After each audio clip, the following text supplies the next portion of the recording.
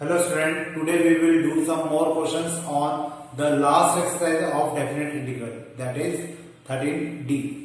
तो ये क्वेश्चन मेरे पास है, इसमें का एक क्वेश्चन हमने लास्ट जो वीडियो लेक्चर बना था उसमें भी किया था कि अगर ये क्वेश्चन हमें दिया हुआ है और अगर यहाँ पर हमारे पास ऊपर x नहीं होता तो हम लोग इसको डायरेक्ट इंटीग्रेट कर सकते थे, लेकिन ऊपर x हमें गिवन है तो इस क्वेश्चन को डायरेक्ट इंटीग्रेट कर पाना थोड़ा सा मुश्किल है, इसलिए हम लोग यहाँ पे क्या लगाएंगे, प्रॉपर्टी।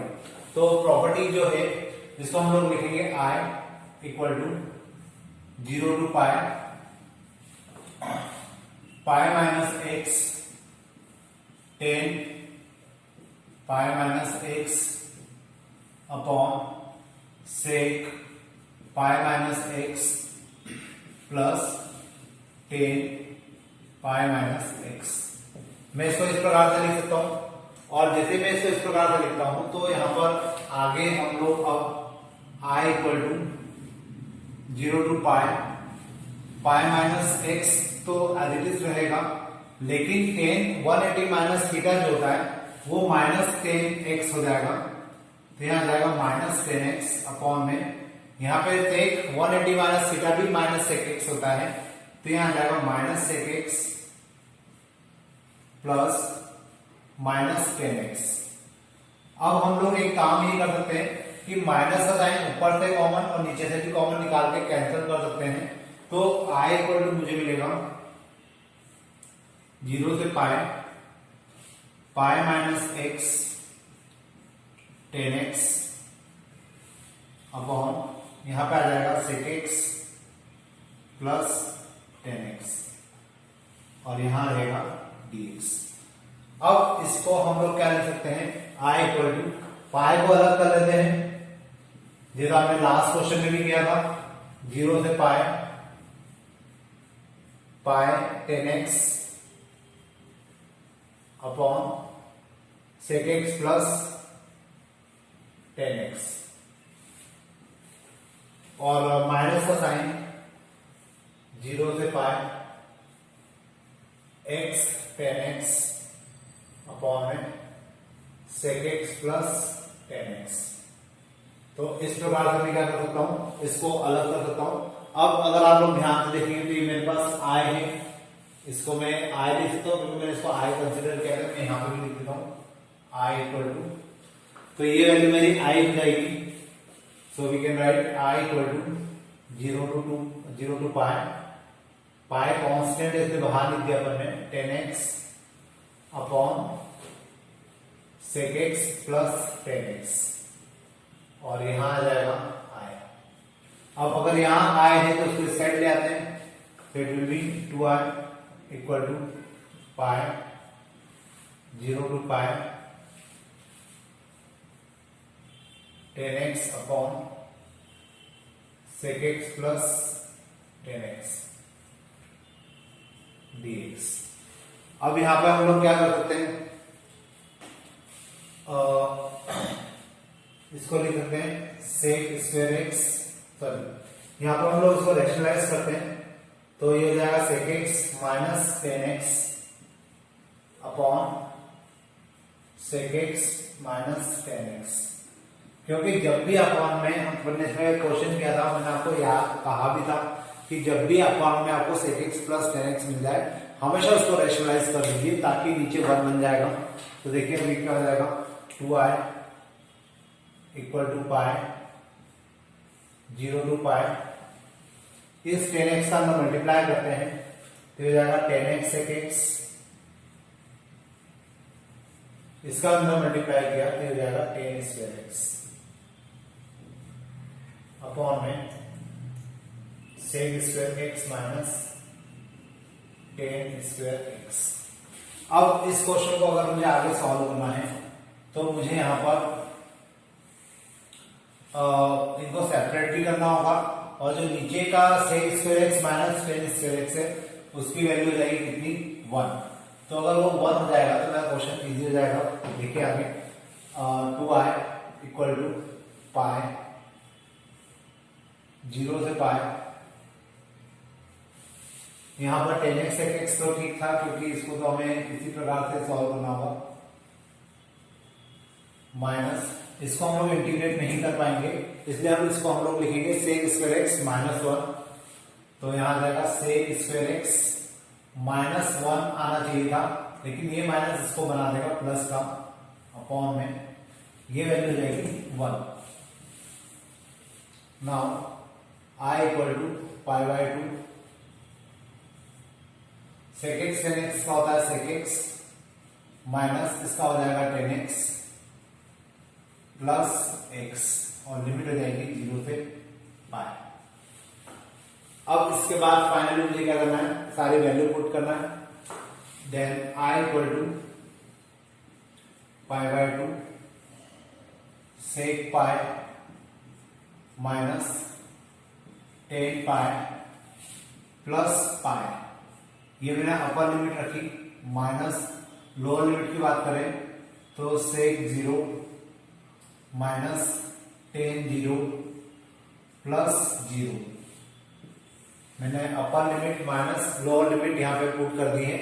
अब यहां पे आ जाएगा I equal to pi by 2 sec पाई, अगर मैं कॉस पाई की बात करूं तो कॉस पाई होता है -1, तो सेक पाई कितना होगा -1 माइनस 10 पाई जो होता है वो होता है 0 प्लस पाई मिलेगा, पाया जाएगा क्योंकि पाई भी हम लोग जनरली नहीं रख पाते, माइनस सेक 0 जो होता है कॉस 0 होता है 1, तो सेक 0 भी 1 होगा, 10 0 0 ही होता है, प्लस 0 तो 0 ही रहने वाला है।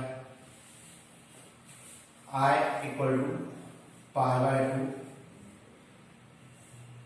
यहां आएगा केवल -1 प्लस पाई -1, तो मेरा जो आंसर होगा हो जाएगा I equal to pi by 2 pi minus, अगर आप 2 अंदर ले जाएंगे तो ये हो जाएगा I equal to pi by 2 minus, तो ये मेरा आंसर हो जाएगा। इस प्रकार से मैं क्वेश्चंस को प्रूव कर सकता हूं। अब अपन देखते हैं नेक्स्ट क्वेश्चन। देखिए जो नेक्स्ट क्वेश्चन मेरे पास है x sin x cos x upon में cos to the power 4x plus sin to the power 4x। अब अगर मुझे इस क्वेश्चन को सॉल्व करना है तो मुझे क्या करना पड़ेगा, यहाँ पर प्रॉपर्टी लगानी ही पड़ेगी, और प्रॉपर्टी लगाएंगे तो अगर यहाँ पे ये x नहीं होता तो मैं यहाँ पे टिक पुट करके इस क्वेश्चन को सॉल्व कर सकता था। तो ये भी उसी टाइप का क्वेश्चन है जो भी हमने लास्ट टाइम किया। तो देखिए क्या करेंगे हम लोग यहाँ पर, सबसे पहले तो इसको i मान लेते हैं, और i मानने के साथ अब इसमें हम लोग प्रॉपर्टी फिफ्थ वाली लगा देते हैं, तो ये हो जाएगा पाई बाय 2 माइनस एक्स, यहां आ जाएगा sine pi by 2 minus x cos pi by 2 minus x whole upon, यहां आ जाएगा cos to the power 4 pi by 2 minus x plus sine to the power 4 pi by 2 minus x. Then I equal to 0 to pi by 2, pi by 2 minus x as it is, sine pi by 2 minus x होता है cos x,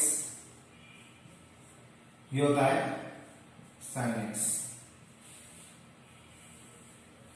यहां पर आ जाएगा sign to the power 4x plus यहां आ जाएगा cos to the power 4x। अब ये मेरे पास आय है, इसको मैं इक्वेशन 1 दे देता हूं, और ये मेरे पास इक्वेशन 2 है। आप चाहे तो दोनों प्लस करके भी कर सकते हैं, चाहे तो इसको अलग कर लीजिए, ज्यादा अच्छा है। I equal to 0 to pi by 2, एक बार पाई बाय 2 के साथ पूरी टर्म्स को लिख दीजिए, cos x sine x upon sine to the power 4x plus cos to the power 4x dx minus 0 to pi by 2, यहां आ जाएगा x cos x sin x upon sine to the power 4x plus cos to the power 4x। अब इसके बाद इसको तो हमने i माना था, तो इसको हम लोग इस साइड ला सकते हैं, तो ये कितना हो जाएगा 2i इक्वल टू 0 to π/2। अब यहाँ पे जो π/2 आगे लिखा है ये कांस्टेंट है, मैं इसको यहां आगे लिख सकता हूं। यहां आ जाएगा cos x sin x upon में sin to the power 4x plus cos to the power 4x dx। अब मुझे इस क्वेश्चन को सॉल्व करना है, तो इस क्वेश्चन को सॉल्व करने के लिए अब हम लोग क्या मेथड यहां पर अप्लाई कर सकते हैं। देखिए ये क्वेश्चन अगर मुझे करना है तो यहां मुझे क्या करना चाहिए, cos x multiply sin x है, तो एक तो हम लोग यहाँ पे अगर sin स्क्वायर x को t रख दे तो cos x sin x cancel हो जाएगा और यहाँ पे आ जाएगा t स्क्वायर, और इसमें हमें लिखना पड़ेगा t square plus t square का माइनस वन। तो देखिए यहाँ पे एक काम हम लोग ये कर सकते हैं कि इसको मैं लिख देता हूं 2i equal to π/2 0 to π/2 cos x into sin x upon sin to the power 4x plus 1 minus sin square x to the power 2। और यहाँ पे हम लोग sin स्क्वायर x को t रख देते हैं, तो sin स्क्वायर x हो जाएगा मेरे लिए t, then this 2 sin x cos x dx equal to dt। अब यहां आ जाएगा sin x cos x dx equal to dt by 2। अगर x इक्वल टू 0 है तो t भी क्या आएगा 0, और अगर x इक्वल टू π/2 है तो t आ जाएगा 1। तो अब मुझे इस क्वेश्चन को करने के लिए यहाँ पे स्पेस की जरूरत होगी, तो देखिए मैं इसको क्या कर सकता हूँ। यहाँ पे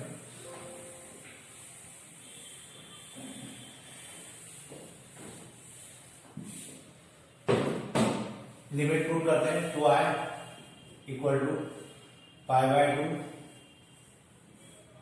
यहाँ पे आ जाएगा लिमिट आ जाएगी 0 से 1। और क्वेश्चन पे अगर हम लोग फोकस करें तो यहाँ पे पूरे पे आ जाएगा dt, यहाँ पे साथ में dx भी है, तो dx भी है तो आ जाएगा dt बाय 2।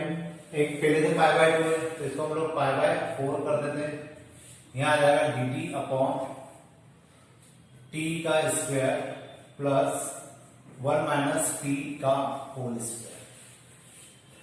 तो इस प्रकार से मुझे ये टर्म मिलेगी।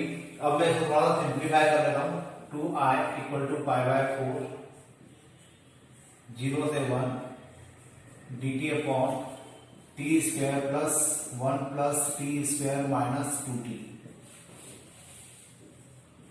2i इक्वल टू π/4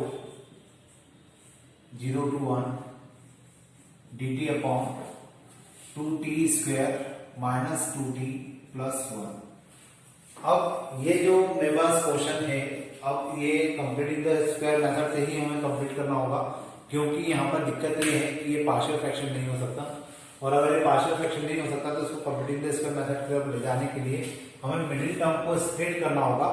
लेकिन और उसका स्प्लिट करने का मतलब है कि यहाँ पर आपको इसको आधा करना होगा, उसका स्क्वायर करना होगा और फिर इसको सॉल्व करना होगा।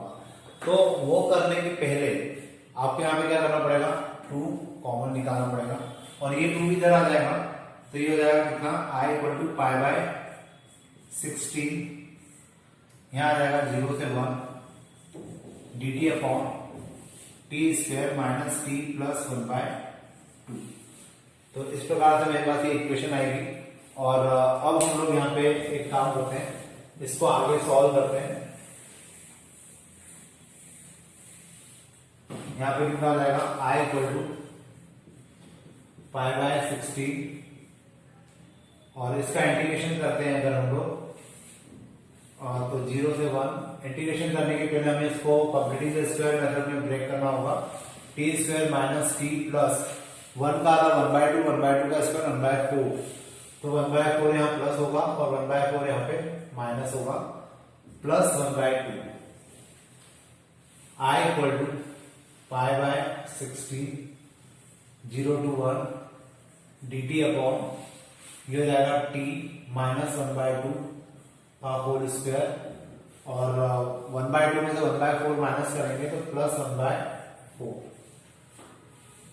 I equal to π/16 0 to 1 dt upon t minus 1/2 to the power 2 plus 1/2 का होल स्क्वायर। अब इसका फॉर्मूला लगेगा 1/a tan इनवर्स x/a वाला। So I equal to π/16 into 1/a that is 1/2a tan inverse x/a t minus 1/2 upon 1/2 ये हो जाएगा 8। तो यहां आ जाएगा I इक्वल टू π/8 और यहां लगेगी लिमिट 0 से 1 tan इनवर्स और 2t माइनस 1 अपॉन 1 तो 0 से 1। अब बस मुझे इसमें लिमिट रखना है और उसको सॉल्व करना है। मैं यही कर देता हूं आगे। तो ये जाएगा I इक्वल टू π/8 और अगर हम लोग लिमिट रखते हैं तो 1 रखाएगा तो ये जाएगा 1 माइनस 1 मतलब tan इनवर्स 0 माइनस तो tan इनवर्स 1 रखाएगा तो ये हो जाएगा 2 माइनस 1 मतलब 1 होगा ना कि 0। फिर अगर हमने 0 रखा तो ये जाएगा माइनस tan इनवर्स -1। अब यहां पे हो जाएगा I इक्वल टू π/8 और tan इनवर्स 1 होता है π/4 ये हो जाएगा plus π/4। I equal to π/8 into 2π/4 मतलब I इक्वल टू जाएगा π²/60। तो इस प्रकार से मेरा ये आंसर कंप्लीट हो पाएगा और यहाँ पे ये मेरा आंसर आएगा। अब अपन देखते हैं नेक्स्ट क्वेश्चन।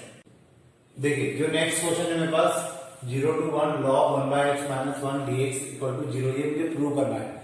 तो जो क्वेश्चन मुझे प्रूव करना है जनरली वो क्वेश्चन काफी इजी आपको लगेंगे क्योंकि हमें एक तो पहली बात आंसर पता होता है, दूसरे अगर हमें आंसर पता है तो हमें उसके ऊपर लॉजिक लगाना इजी हो जाता है।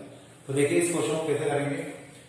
0 to 1 सबसे पहले हम लोग इसका एलसीएम ले लेते हैं तो log 1 माइनस x अपॉन में x हो जाएगा dx।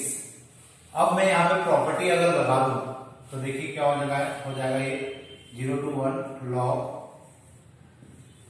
1 माइनस यहाँ पे हो जाएगा 1 माइनस x और यहाँ पे भी हो जाएगा 1 माइनस x।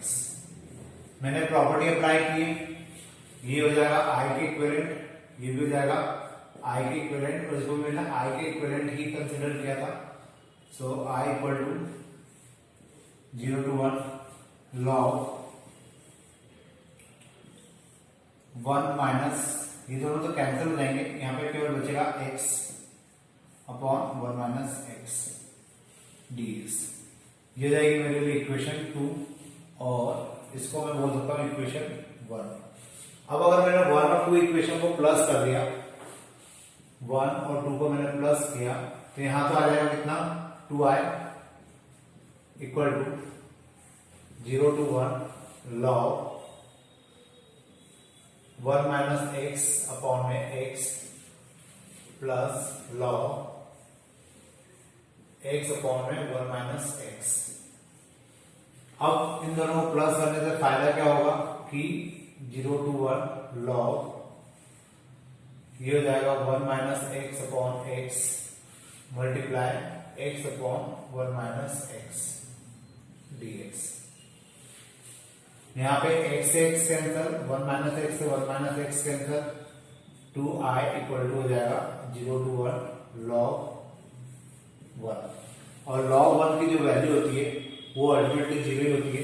तो 2i इक्वल टू मैं इसको सीधे लिख सकता हूँ 0 और i इक्वल टू हो जाएगा ये 0। तो इस प्रकार से ये क्वेश्चंस यहाँ पे हमें कंप्लीट करना थे और होपफुली आपको ये सारा कंसेप्ट समझ में आया होगा, प्रॉपर्टी आपको अप्लाई करना आई होगी। तो अब इन क्वेश्चंस की प्रैक्टिस आप लोग जरूर कीजिएगा और प्रॉब्लम आती है तो आप लोग मुझसे कंसल्ट कर सकते हैं।